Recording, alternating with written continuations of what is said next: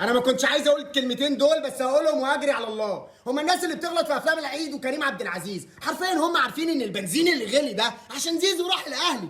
اي حاجه ممكن يعملها تامر حسني بس عشان فيلمه ينجح لجان الكترونيه. الناس دي بقى ما بيعجبهاش العجب، عمرهم ما تعبوا نفسهم وشافوا حلقه واحده بس من مسلسلات رمضان اللي لسه خلصان وكان وراه العيد الصغير. هيرتاحوا يعني لما نتيجه الثانويه العامه تطلع ولو من قبيل حفظ ماء الوجه حتى؟ هم شايفين كل يوم البلد بتولع اكتر.